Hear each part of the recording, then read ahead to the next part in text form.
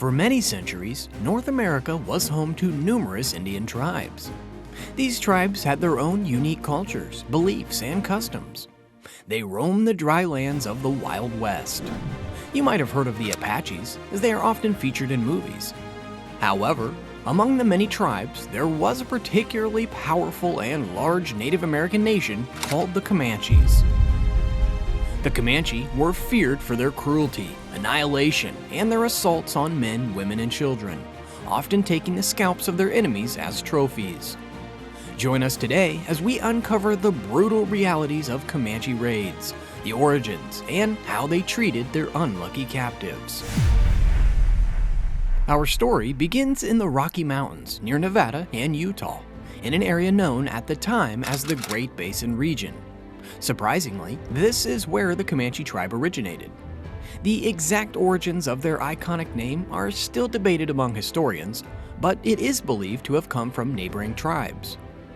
In the Uto-Aztecan language, Comanche roughly translates to enemy, or those who fight against us. In the 1700s, the Comanche moved south to the southern Great Plains, covering parts of modern-day Texas, New Mexico, Oklahoma, and Kansas. Here, they embraced a semi-nomadic lifestyle, following the movements of bison herds and establishing temporary camps. It was during the early colonial period that the Comanche first encountered horses, brought by the Spanish conquistadors. This encounter transformed their lives. The Comanche became one of the earliest adapters to having horses on the North American continent, giving them a dominant presence on the Great Plains. With their newfound mobility, they became highly effective hunters and warriors, capable of covering great distances and engaging in warfare with other tribes. The introduction of horses also played a crucial role in their ability to chase and hunt bison, which became a primary source of food, clothing, and other resources for the tribe. The Comanche's skillful horsemanship and expertise in buffalo hunting allowed them to thrive in the harsh and unpredictable environments of the Great Plains. The year 1836 marked a turning point for the Comanche. In response to the Texas Revolution and the establishment of the Republic of Texas, the Comanche launched a series of brutal raids. Their targets ranged from isolated settlements to larger towns along the Texas frontier. These raids were characterized by extreme violence, mass killings, and widespread destruction. The Comanche war party struck with precision, speed, and ferocity. They left a trail of horror and devastation in their wake, scalping their enemies and perpetuating unspeakable acts of violence, including the murder of men, women, and children, as well as the rape of countless helpless women. On May 19, 1836, tragedy struck Parker's Fort, also known as Fort Parker.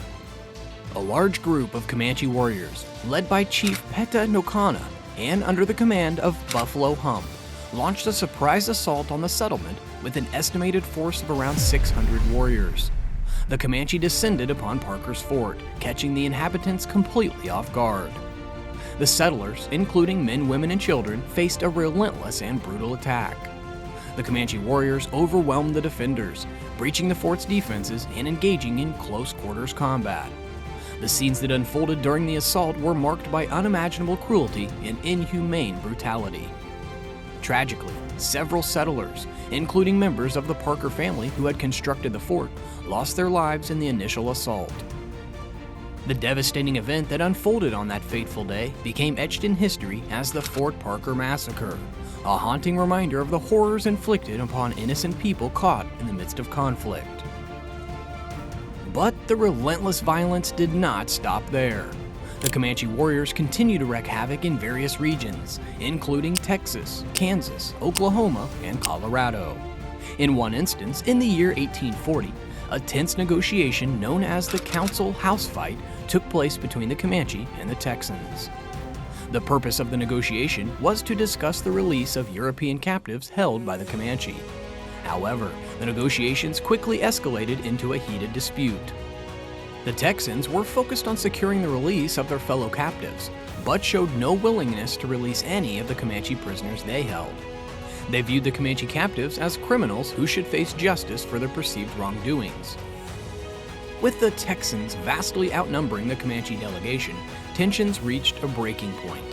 The Texans seized the opportunity and held the Comanche chiefs and warriors as hostages. Sensing the dire situation, some Comanche managed to escape and return to their camps to alert the tribes of the incident. The attempt to use the Comanche delegates as leverage quickly spiraled out of control. In the ensuing struggle, a Texan officer named Captain Matthew Caldwell attempted to negotiate a peaceful resolution. Tragically, he was fatally stabbed by a Comanche chief. This act of violence further intensified the conflict, igniting an all-out Wild West shootout and intense hand-to-hand combat. The battle that ensued resulted in heavy casualties on both sides. Several Comanche chiefs and warriors, including the brother of the renowned chief Buffalo Hump, lost their lives in the tragic clash, leaving behind a trail of sorrow and loss.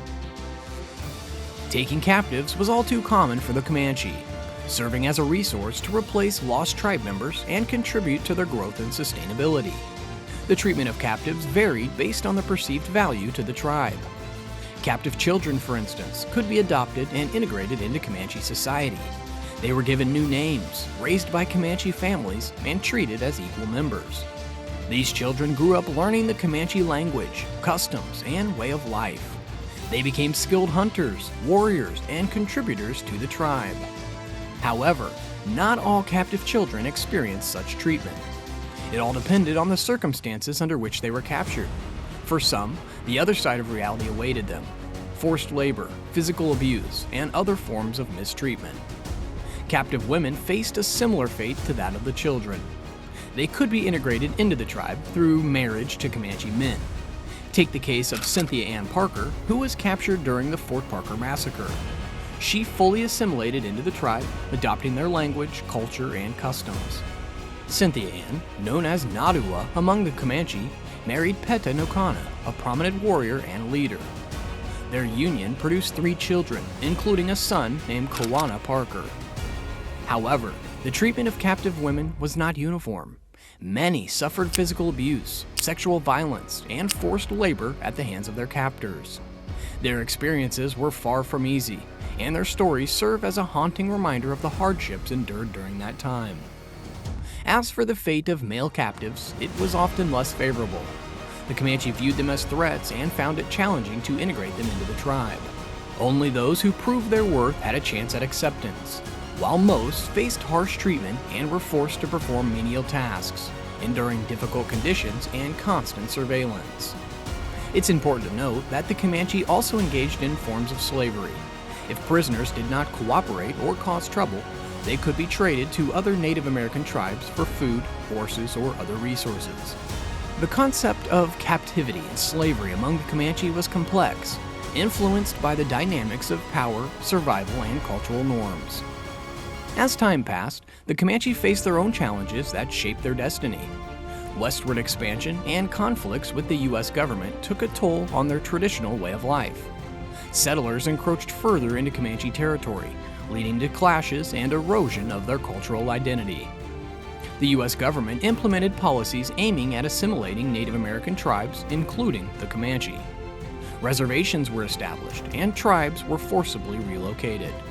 These measures disrupted their traditional way of life and suppressed their languages, customs, and traditions. The Comanche, known for their fierce resistance, fought against these changes, but they faced overwhelming military power and superior resources. Despite their struggles, the legacy of the Comanche lives on. They were a people of great resilience, adaptability, and strength. Today, their descendants continue to preserve their rich cultural heritage and contribute to the diverse tapestry of North America.